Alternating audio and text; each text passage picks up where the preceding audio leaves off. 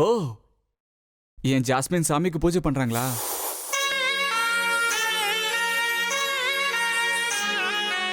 நீங்க சாமிக்கு பூஜை பண்ணுங்க, நான் உங்களுக்கு காதல் பூஜை பண்றேன்.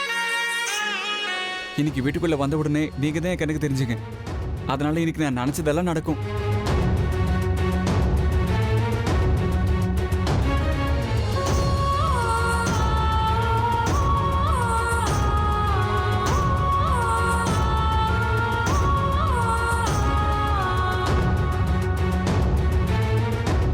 என்ன மன்னிச்சிருங்க அமிர்தா, நீங்க டீப்பா தியானம் பண்றீங்க. அதனால தான் உங்க பக்கம் பார்க்காம நான் திரும்பி நின்று பேசிட்டு இருக்கேன். எனக்கு தெரியும், நான் உங்களை பார்த்தா உங்க பூஜை டிஸ்டர்ப் ஆயிடும். அதுக்கு தான். எங்க அமிர்தா, நீங்க டீப்பா தியானம் பண்றீங்கன்னு எனக்கு தெரியும். உங்களை நான் டிஸ்டர்ப் பண்ணக்கூடாதுன்னு எனக்கு தெரியும்.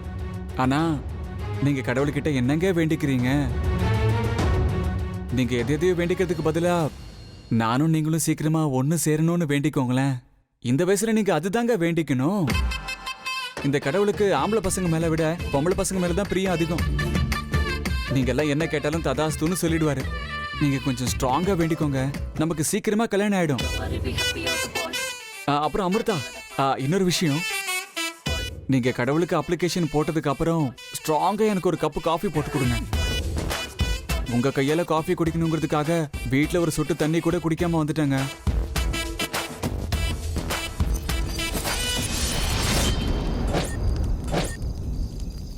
இப்ப நாகமணி யார் கையில இருக்கோ அது உன் கைக்கு வரணும்னா நீ ஒரு பலி கொடுத்தே ஆகணும் ருத்ரா. ஒண்ணு இல்ல பாபா, 2 பலி கேட்டாலும் கொடுக்க தயாரா இருக்க. நாகமணிக்காக நாகராஜா நாகராணியவே கொல்ல முடிஞ்ச எனக்கு ஆஃப்டர் ஆல் ஒரே ஒரு உயிர் எடுக்கிறது எனக்கு கஷ்டமா என்ன? சொல்லுங்க பாபா, நான் யார பலி கொடுக்கணும்? அந்த பலி யாராவது இருக்கு, ஆனா அது யாரு எப்போங்கிறத நான் உனக்கு நேரம் வரும்போது சொல்லுவேன். அந்த நாகமணி உன் கைக்கு வரணும்னா பலி கொடுக்கறத தவிர வேற வழி இல்லை. பாபா, தயவு செஞ்சு அது யாருன்னு சொல்லுங்க. இப்படி அறகுறையா சொல்லி என்ன குழப்பாதீங்க. ஆத்திரப்பட்டோ அவசரப்பட்டோ காரியத்தை கெடுத்துறாத ருத்ரா. இன்னும் சில விஷயங்களை நீ தெரிஞ்சுக்கணும்னா அடுத்த பௌர்ணமி வரைக்கும் நீ பொறுமையா இருந்தாகணும். ஜெய் மகாகாளி.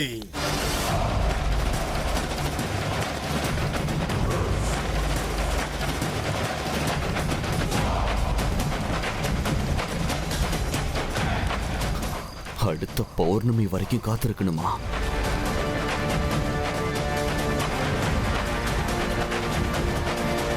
பேர்ல படாம வெட்டியா, அப்புறம் செடி வாடி போயிடும்.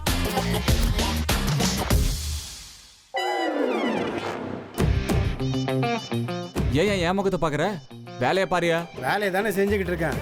ரொம்ப வேலை செய்யாத மாதிரி பேசிக்கிட்டு இருக்கீங்க. 10 வருஷமா இந்த வேலையை செஞ்சுக்கிட்டு இருக்கேன். அப்படி இருக்கும்போது எனக்கே வேலை செய்யறதுக்கு கத்து கொடுக்குறீங்களா? வாங்க சார், வாயில பேசுறது சுலபம், செஞ்சு பாருங்க, கஷ்டம் தெரியும். ஐயோ, நான் உங்களை திட்டணும்னு அப்படி திட்டலங்க. Love matter. லவ் மேட்ரா? எது? அமுல் பேபி மாதிரி இருக்க நீ போய் அந்த அம்மாவை லவ் பண்றியா? அந்த ஆண்டியவா? அட பாவீங்களா, களி முத்தி போச்சியா? ஐயோ, வயித்துல இருக்கிற குழந்தை பிரியாணி கூட சாப்பிடணும்னு கேட்ட மாதிரி இருக்கு. ஐயோ ச்சே, என்னப்பா பேசுற? சிவசிவா, நான் லவ் பண்றது அந்த ஆண்டியே கிடையாது, அந்த ஆண்டியோட பொண்ணு. அங்க பார், அவதான் என் நாற்காலி. எங்க ஜோடி பொருத்தம் எப்படி இருக்கு? நாங்க 2 பேரும் மேட் ஃபார் ஈச் அதர் தானே? மேடு பள்ளம் எல்லாம் கிடையாது. ஓகே, அவ்வளவுதான். ஐயோ,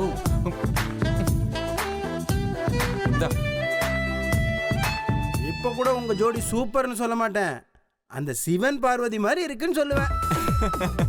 என்ன பேசிட்டு இருந்தீங்க 2 பேரும்? அது கைலாசநாதன் பரமேஸ்வரனோட மனைவி யாருன்னு கேட்டுட்டு இருந்தாரு. நான் பார்வதின்னு சொல்லிட்டு இருந்தேன். இல்லங்க?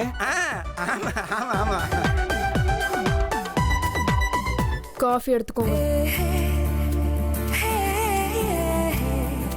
ரொம்ப தேங்க்ஸுங்க அமிர்தா. நீங்களே எனக்கு காஃபி கொண்டு வந்து கொடுக்குறீங்க. ஒரு நாள் இல்ல ஒரு நாள் நீங்களே வந்து உங்க இதயத்தையும் கொடுப்பீங்கல்ல? நிச்சயமா கொடுப்பீங்கிற நம்பிக்கை எனக்கு இருக்குங்க. ஏன்னா உங்களுக்கும் என்ன ரொம்ப பிடிக்கும்னு எனக்கு தெரியும். நான் சொல்லிடுறேன், நீங்க சொல்ல மாட்டேங்கிறீங்க. அதுவும் இல்லாம யாரு மேல அன்பு அதிகமா இருக்கோ அவங்க மேலதான் கோவமும் அதிகமா இருக்கும். அதே மாதிரி கரிசனையும் அதிகமா இருக்கும். பாத்தீங்களா, நான் ஒரு சொட்டு தண்ணி கூட குடிக்காம நிக்கிறேன்னு வேகமா காஃபி கொண்டு வந்து கொடுக்குறீங்க. இந்த கரிசனத்துக்கு பேர் தாங்க காதல்னு சொல்லுவாங்க. ஒரு வாட்டி ஐ லவ் யூன்னு சொல்லிடுங்க, அதுக்கப்புறம் சட்டுப்புட்டுன்னு கல்யாணம் பண்ணிக்கிட்டு குழந்தைங்களை பத்துக்கலாங்க. உங்களுக்கு எத்தனை குழந்தைங்க வேணும் சொல்லுங்க. எனக்கு ஒரு இன்னிட்டியம் உருவாக்குற அளவுக்கு குழந்தைங்க இருந்தா போதும். வாய்க்கு வந்தபடி எல்லாம் பேசாதீங்க. இன்னொரு வாட்டி கல்யாணம் குழந்தைன்னு சொன்னீங்கன்னா நல்லா இருக்காது. அம்மா குடுக்க சொன்னாங்க, அதனால தான் காஃபி கொண்டு வந்தேன்.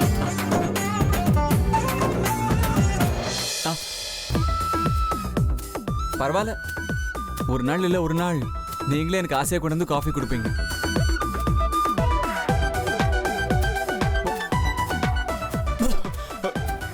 காஃபில சர்க்கரையே இல்லையே. இப்ப காதல் கம்மி, சர்க்கரையும் கம்மி. ஆனா போக போக காதலும் கூடும், இதுல சர்க்கரையும் கூடும்.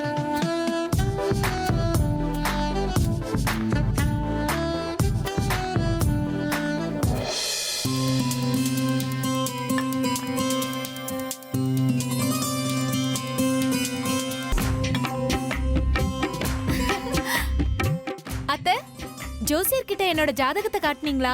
என்ன சொன்னாரு? ஏன் ஜாதகமும் அர்ஜுன் ஜாதகமும் பொருந்துதாமா? நான் அர்ஜுனை கல்யாணம் பண்ணிக்க முடியும்ல? பாட்டிமா சொல்லுங்க பாட்டிமா, ஏன் ஜாதகமும் அர்ஜுன் ஜாதகமும் பொருந்துதா? அத்தை நீங்களாவது சொல்லுங்க, என்னால டென்ஷன் தாங்க முடியல. மயூரி, உன் ஜாதகத்தை நாங்க ஜோசியர் கிட்ட காமிச்சோம். அவரு பொருந்துதான்னு பார்த்தாரு. பார்த்ததுக்கு அப்புறம்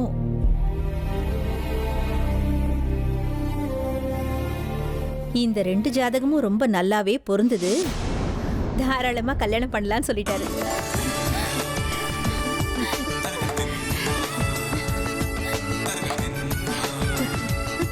அப்படியே அத்தை, நான் சொன்ன மாதிரி தான் நடந்தது பாத்தீங்களா? தேங்க்ஸ் அத்தை. தேங்க்ஸ் பாட்டிமா, என்ன ஆசீர்வாதம் பண்ணுங்க. நல்லா இருமா, நல்லா இரு. ஓ ஆசைப்படியே நீ இந்த வீட்டு மருமகளாக போற. சந்தோஷம் தானே? சந்தோஷம் மட்டும் இல்ல பாட்டி, எக்கரை குதிக்கணும் அளவுக்கு சந்தோஷமா இருக்கு. ஆமா, என்னைக்கு எங்களுக்கு கல்யாணம்? கல்யாண பேச்சு பேச எங்க அண்ணனை வர சொல்லவா? இரு மயூரி, கல்யாண பேச்ச பேசுறதுக்கு இன்னும் கொஞ்ச நாள் காத்திருக்கணும். ஏன்னா அதுக்கு முன்னாடி ஒரு முக்கியமான வேலை இருக்கு. அது முடிஞ்சதுக்கு அப்புறம் நிச்சயதார்த்தம் கல்யாணம் எல்லாம் பண்ணலாம். முக்கியமான வேலையா? என்ன அது? உனக்கு தெரியாதா ஹேமா? அர்ஜுன் ஜாதகத்துலதான் சர்ப்பதோஷம் இருக்கு இல்லையா? அதுக்கு கல்யாண பேச்சு எடுக்கிறதுக்கு முன்னாடி நாம எல்லாம் குக்கி சுப்பிரமணியம் கோயிலுக்கு போனோம். அங்க சர்ப்ப சாந்தி பரிகாரம் பண்ணணும். அதுக்கப்புறம் கல்யாண தேதியை முடிவு பண்ணிடலாம். ஓகே பாட்டிமா, நீங்க எப்ப வேணாலும் கல்யாணம் வச்சுக்கோங்க. நான் எவ்வளவு நாள் வேணாலும் வெயிட் பண்ணுவேன். ஐ அம் ஆல்வேஸ் ரெடி.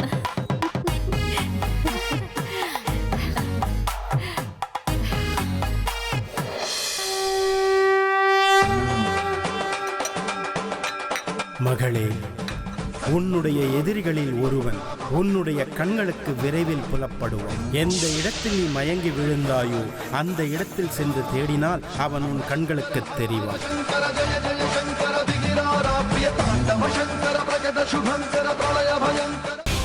நிறுத்துங்க. எங்க நில்லுங்க, நானும் வரேன். ஏன் நீங்க டென்ஷனா இருக்கீங்க? உங்கள மாதிரி பிள்ளைங்களை பெத்ததுக்கு அப்புறம் டென்ஷன் ஆகாம எப்படி இருக்கிறது? இந்த வழியா என் எதிரி ஒருத்தன் போயிருக்கான். நானும் இதே வழியில போனா சுலபமா அவனை கண்டுபிடிச்சிடலாம்.